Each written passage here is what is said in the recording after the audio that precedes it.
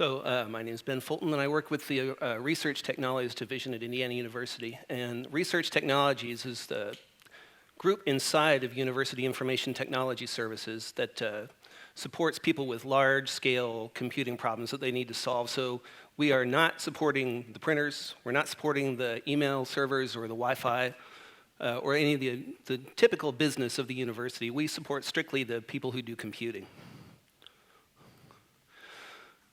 And all of our supercomputers are clustered nodes, so they're available as shared servers. And it's sort of similar to asking for a set of nodes on Amazon. Say if you ask for 10 nodes on Amazon, you get 10 virtual machines. If you ask for 10 nodes on one of our supercomputers, you get actual physical nodes. In 2013, we introduced Big Red 2, which was a Cray machine. It has 344 nodes that are strictly CPU-based. They're dual socket 16 cores, so you have 32 cores to work with. Also 676 16-core nodes that also have NVIDIA K20 GPUs on them. If you ask for those, if you ask for, say, 10 nodes in that list, you'll get 10 machines that are actually sitting inside that cabinet that you can see there on the screen. And the 10 nodes will be sitting very close to each other so that the communications between them, if you need high-speed communications between your nodes, it'll be very fast because they're all sitting right next to each other. So we were pretty excited about providing these 1,000 nodes and the 600 nodes with NVIDIA K20s on them. But there was in 2013, there was no PyTorch. There was no TensorFlow. So we couldn't actually provide things like that. But we did provide, well, I shouldn't say we provided, but things like CUDA, OpenACC. You had to basically write your own code to work with these GPUs. And I will say that we've learned that the useful life of a supercomputer is probably about 5 years. So I'll come back to that in a little bit. I want to talk now about data storage. We would like to provide a policy of ubiquitous computing at IU. And what I mean by that is we'd really like it is if you had all the supercomputing power that you wanted, all the computing power that you wanted. If you wanted a lot of disk space, we'd like to give you all your disk space. If you want a lot of CPU hours, we'd like to give you a lot of CPU hours. So we were providing this scholarly data archive, which is available pretty much to anybody at the university. And the SDA is 75 petabytes of storage. It's long-term tape data storage, so we're keeping it. We plan on keeping it forever. Ask me again in 100 years if we succeeded. We make 2 copies of all the data that's in the entire system. One copy is in Bloomington. The other copy is up here in Indy, and that's in case of a tornado or an earthquake or something that might destroy one of the copies. It is best to be used with larger files. So you don't really want to toss 1,000 100-byte files into the SDA because it'll take forever to recover all of those from the tapes. If you ever come down to Bloomington and come to our data center, you can watch the robots pushing the tape drives around. We do offer tours of our data center, so the robots are a lot of fun to watch. It's a IBM TS3500 system. So for short-term data storage, we have what we call the data capacitor. It's got 5 petabytes of storage and a fast InfiniBand connection, so it connects quickly to Big Red 2 and the other computers. Sort of what our goal was in the data capacitor was that you would take your data, which would be living in the SDA, you would copy it over to the DC, you'd run your computations on it, and then sort of discharge the capacitor by deleting the data. Excuse me. So that's what sort of the ideal way to use the system was. And so because of that, we don't anticipate that you'll need backups. So we don't back up the DC. We don't have any quotas. So if you have thousands and thousands of files that you need to push onto the DC2 to do your computing, then it's there. But it will be automatically deleted after 60 days. So that's sort of a surprising way that the DC works. It's not something that people are very used to. Since 2013, we've added some other computing options. Karst, It's a Lenovo system. It's got about 300 nodes on it. They're all CPUs. There are no GPUs involved. Each compute node has 32 gigabytes of RAM, 250 gigabytes of local storage. So what you can do, if you prefer, is copy your files to the local storage directly rather than copying to the DC, and that'll be faster. It is a spinning disk. And there are some nodes on the Karst that are 64 gigs of RAM, which is better, and they have 24 terabytes. Again, that's spinning disk storage. We later on added another system called Carbonate, which has 72 more nodes. And what we were kind of looking for out of Carbonate was space for people who didn't think that 64 gigabytes of memory was enough. So these nodes all have 256 gigs of memory. Many of them have 512 gigs. So if you request from the large memory storage, you'll get the 512 gig machines.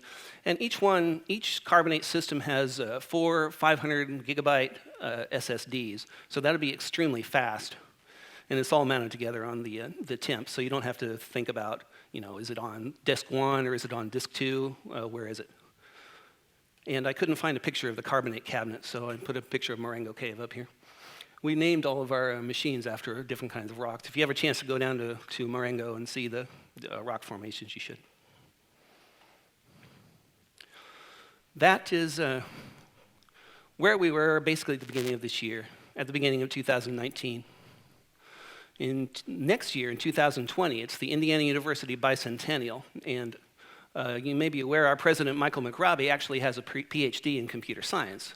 So he is very interested in keeping us state-of-the-art in computing systems. He was chief information officer of the university, and then he was named president. So we try, in order to keep him involved, we try to keep our systems pretty well updated. So research desktop. Now, personal computing, Gregor mentioned that he liked command lines, and I like command lines too. And in 1981, that's all we had was command lines. Today, we have beautiful point-and-click mouse GUI interfaces and lovely things like that. If you're doing supercomputing in 1981, you used the command line prompt. Today, still using the command line prompt. But we're trying to change that. And the reason we're trying to change that is because we have a lot of students and a lot of people coming down who don't really want to use the command line prompt. So we're providing several nodes on this research desktop system, which is basically a point-and-click Windows GUI system. The nodes that we have on this aren't as fast or as powerful as the compute nodes, and you have to share them. So several people are going to be logging into one research desktop node at a time. But it does allow you to run the programs that a lot of people are used to. RStudio, Jupyter, got a lot of Jupyter today. MATLAB, Stata. And it's based on, a couple of years ago, we piloted a system very similar to this called Karst Desktop. And that was hugely popular. Everybody loved it. So we kind of took it to another level here on Research Desktop. And it's based on ThinLink, which is a desktop service system. It's a VNC, and it's built by a company in Sweden called Syndio.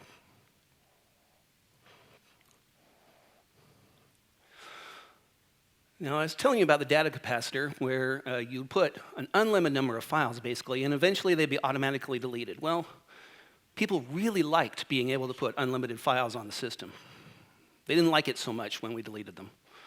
So even though we wanted to set it up that way as part of the ubiquitous computing strategy, we are now moving away from that with our new system called Slate. And Slate is a 10 petabyte spinning disk system. It's fast, 64 gigabytes second throughput, but it is not subject to a purge policy. You can take once you get a Slate account, you can put your files there, and they will stay there as long as Slate is in existence, probably 5 years or so. And there is a quota, 800 gigs for personal files. If you sign up for a project, if you need space for your project, your research project that you're doing, you get 15 terabytes of space. And if you need more, we'll provide more for money. Somewhere around about 2017, TensorFlow started to get popular, and we started getting requests to have it put on Big Red 2, especially the GPU version, so we could take advantage of all these GPU versions. The first few versions of TensorFlow were fine. We installed them and it all worked. And then eventually they upgraded it, and when we installed it on BR2, we started getting library problems, library errors, and we couldn't even get it to work. And for most software, we can take the source code and recompile it against the Cray libraries that are on BR2. But we never actually got that working with TensorFlow, and I can't really explain why. I went in there and tried to get it to work, but it didn't work.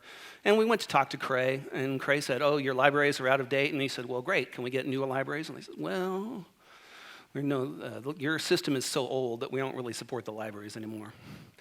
So what we did is we went to Carbonate. We added several nodes to Carbonate, 12 nodes. They are dual 12 cores, 192 gigs per node. There's 2 terabytes of SSD on each one. 8 of the nodes have P100s GPUs, which is a powerful GPU for deep learning processing, and 4 of the nodes have dual V100s. So each node has 2 GPUs you can work with.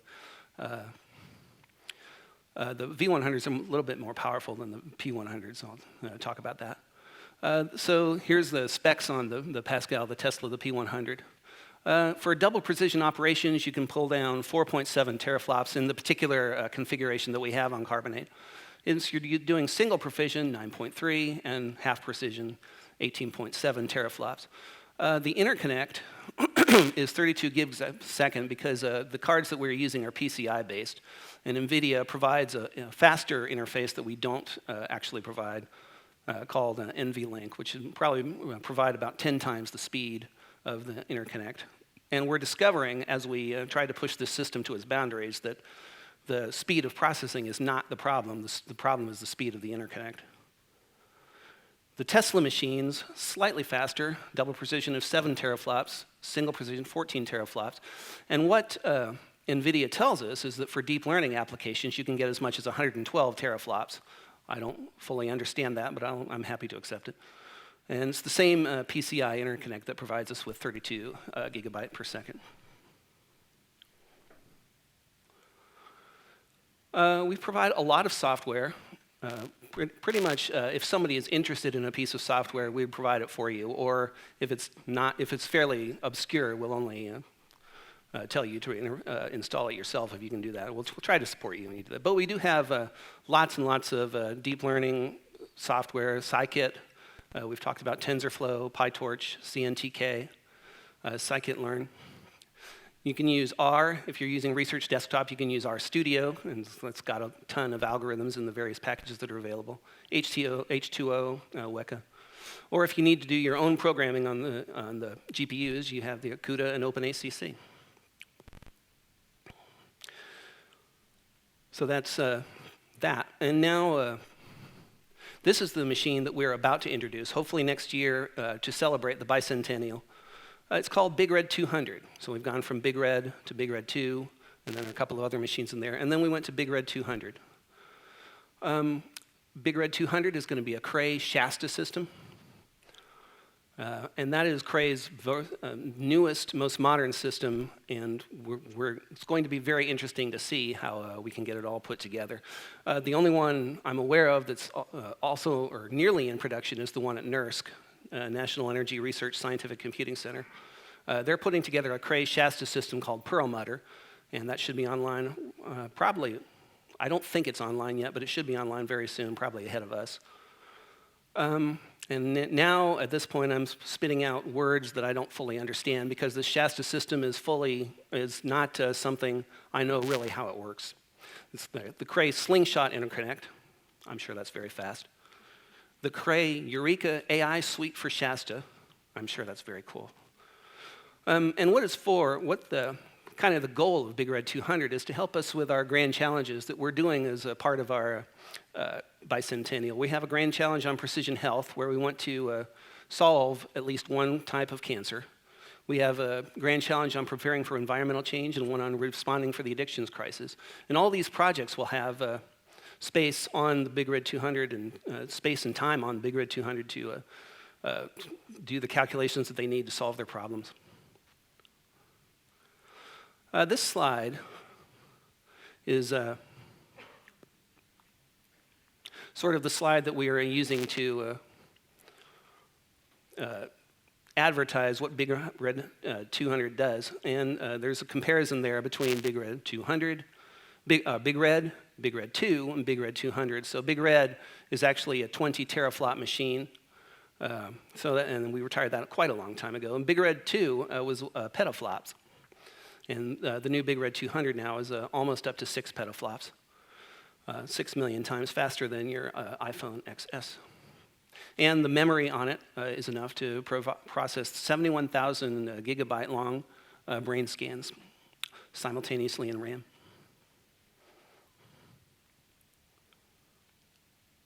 How many credit hours would I have to get student access? If you were an undergraduate, you would have to, I think that you'd have to be enrolled in the university and do 6 or 12 or some amount of student hours. We do provide alternatives to that. If you're working, I'll bet that's your question, right? No? No? Okay.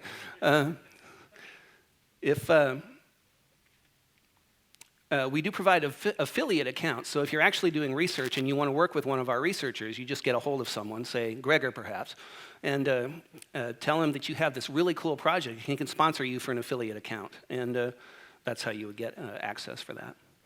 3 credit hours? What? 3 credit hours in our class, and if you are sponsoring me, it can be cheaper. So the Shasta is a supercomputer with, it has AMD Rome CPUs. The NVIDIAs are going to be all V100s. They haven't announced the specific configuration of the GPUs yet, and it'll have the Cray interconnect that I mentioned earlier. And wow, I was not expecting to be done that fast. I was probably talking very much too quickly. I'm sorry about that. But that's pretty much the extent of what I have. Are there any more questions? Who gets to name the supercomputers? What's that? Who gets to name the supercomputers? I imagine Michael McRobbie does. Or there's a committee someplace that. Certainly a committee. Computers are all based on, query stuff, like cars and so forth. They're all based on this thing. Oh, on the queries. The research computing side determines the names, and then on our side, because we are in the academic branch, so we have our own supercomputers. They're named like Alpha, Bravo. I mentioned Karst and Carbonate and Slate, I think, in the talk.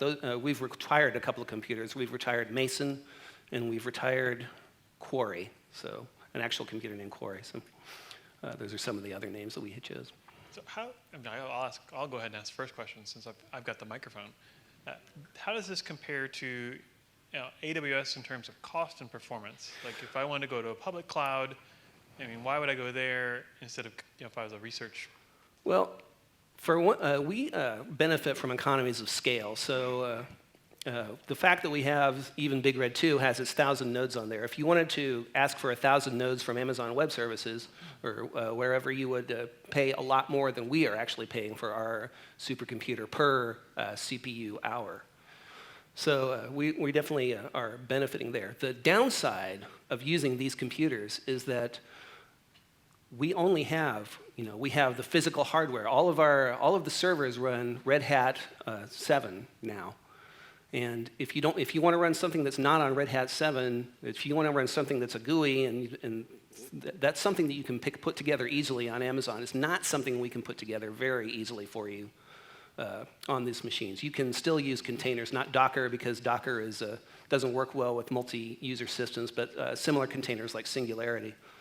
So you could do that, but from an ease of use perspective, Amazon is better. The computers our computers are bigger and faster, but not as easy to use.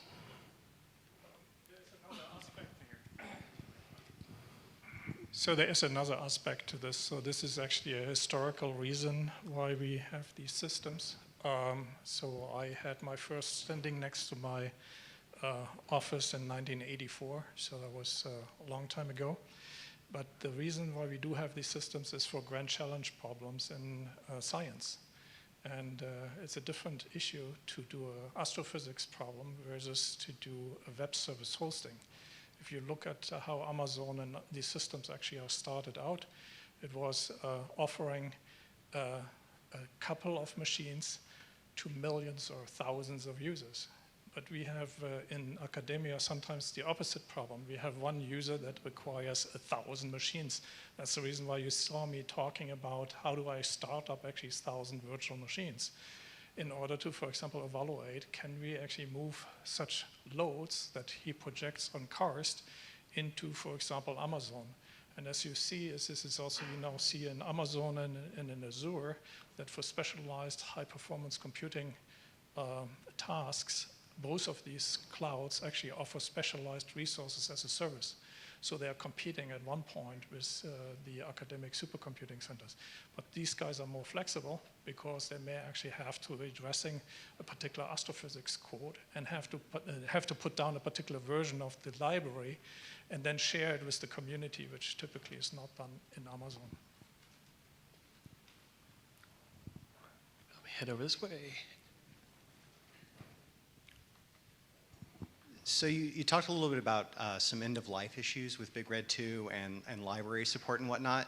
In light of that, I'm sort of surprised to hear that the university is going to custom hardware again to another Cray supercomputer.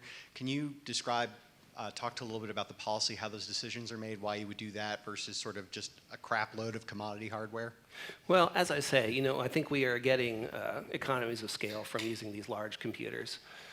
Beyond that, there are definite advantages to the fact that I can put up this slide up here, did it come up, and say, look at our great new supercomputer. That has serious benefits. We can go to funding agencies, we can go to the National Science Foundation and say, hey, look at our cool new supercomputer.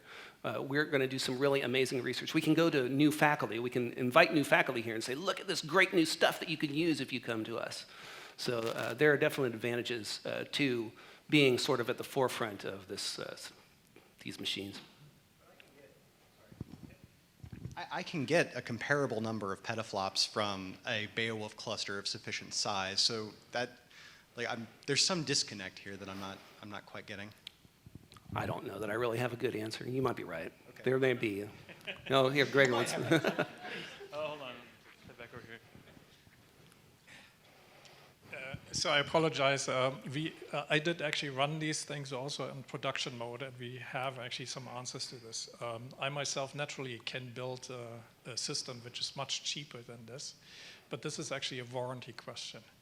Within the university or within the 5 years that you are doing this, the warranty sometimes is just better than you sending 10 people in and replacing on 10 different servers, 10 different hard drives, and doing this, and instead you may actually invite the IBM or the Lenovo crew and simply say, well, it's in your warranty, please come and replace that.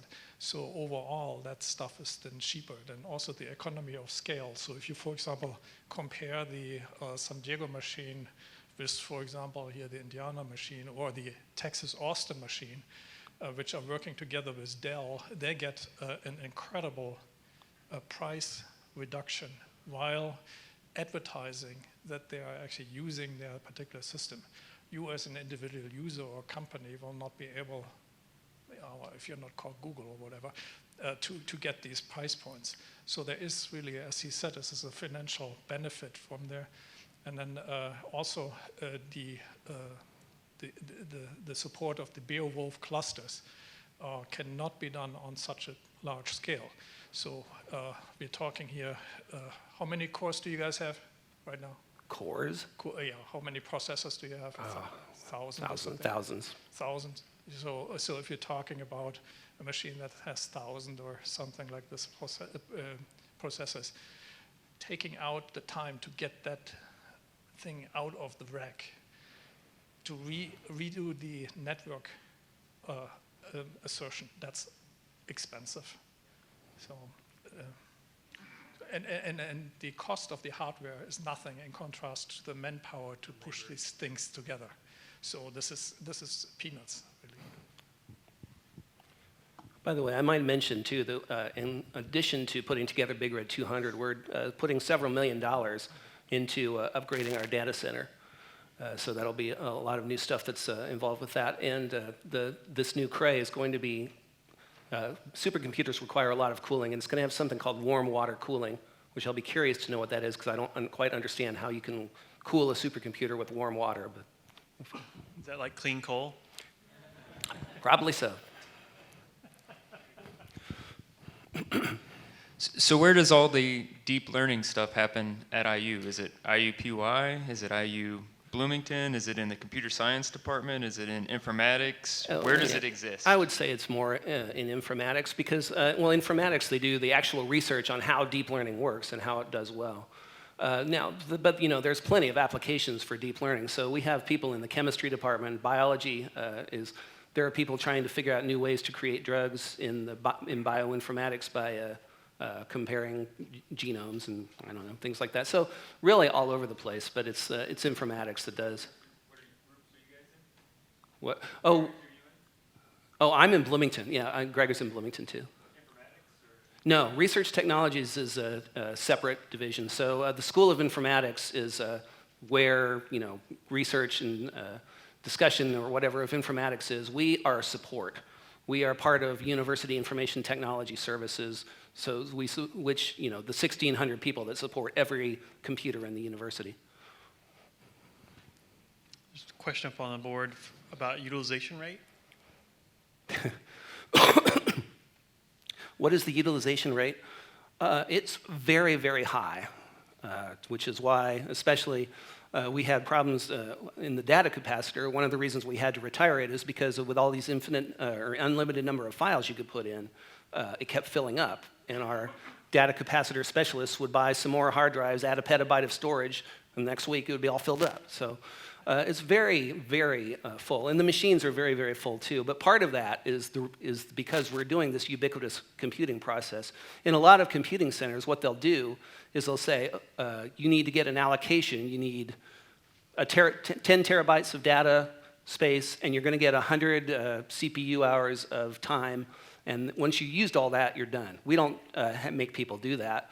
And so people may be less than efficient with their computing hours or space. So, Yeah, I think we had a question back here. I'm still wondering about the pricing compared to public cloud, say, particularly specialized hardware like Google TPUs, right? Maybe, or even asking them to sponsor it. Have there any pricing models been run to actually look at this as opposed to just, oh, we need to make sure to keep our department? That information is not in my knowledge. I think Gregor might have an opinion on this. I apologize again. There is actually an active research activity within the NSF as well as within the larger community of this. So this is just one system out of many, but we have the largest supercomputing agglomeration in the United States is known under the project name Exceed, and that is a $30 million funded NSF project. And as part of this, they have conducted a cost analysis of what's cheaper to run these clusters or AWS. I don't want to give the wrong information because there may be different opinions about what they actually count. But if there's an interest in this, we can try to bring you in contact together with those researchers that have done these studies. And I think one of the more famous studies is done in actually Berkeley labs, where they actually did calculate some prices. And they still came up with that the supercomputers are cheaper than some Amazon services. But it really depends on what kind of applications you're running on it. If you're running a web service, you shouldn't run them on these machines. So you should go out to Amazon. If you do your class assignment of Jupyter notebooks, you shouldn't run them actually on these things. You should run them on your laptops, or you should be running them on Google Colab because you get these hours for free. If you, however, do an analysis of chemical compounds, or something like this that does require the fast interconnect network for InfiniBand, for example, for a low latency communication, you go on these systems. However, in Amazon, when you go with a normal virtual machine or container, they're mostly done with high latency. And this is where the difference is. So you can't immediately say what's cheaper. It really depends on what you want to run. You know, it's almost the thing is you want to go from New York to Los Angeles, what you do? Buy a Formula One race car and go really fast there, or rent a plane ticket, or buy yourself a bicycle. These are all different applications. Certainly the bicycle is cheaper, but you take much longer to get there. And these guys here, when you're doing an academic paper, sometimes you have to do it within 1 month because otherwise someone else competes with you. So it's not just a question of the dollar amount, but it is the return of investment can be not only being measured in dollar, but also in the scientific output. And you can look up my name, and I actually have a framework that measures scientific output for all the systems in the United States with a statistical framework to do scientific impact analysis. And his boss is doing return of investment, so Craig Stewart. So he has several papers there, and they're being published in Exceed 2019. We have an entire workshop hosted on exactly that question. Excellent. Actually, I tried it. If you Google just cloud mesh, he's like the second result. So you can't miss him. All right. What is like the data security that you can put on this? Is it export control? Does it allow government sensitive, classified, or is it just all public data? I mean, like your research projects, can you do defense, Department of Defense? I don't think there's any reason why you couldn't. I don't know of any projects that we're doing like that.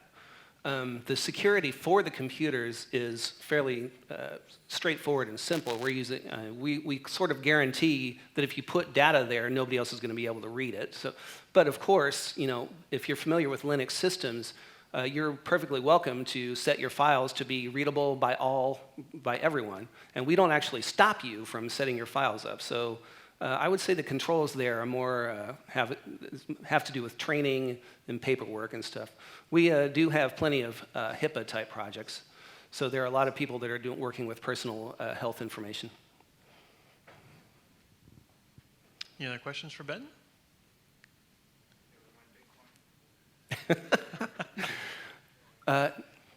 No comment. All right. Oh, Luther's. Yeah, so the question is, what do you do with the old computers? What do you do with the old computers? Big Red, we actually sold to a smaller university, and I can't remember which one that was. What? Arkansas? Yeah. Big Red 2, it's not retired yet. It'll be retired very soon. And Cray we're giving that one back to Cray, sort of like you would trade in your old car for a new car. So. I didn't even know Cray was still in business. I could probably do a whole nother talk on the history of Cray. But they're owned right now by Hewlett-Packard, so. Because SGI owned them for a while, and then that went south.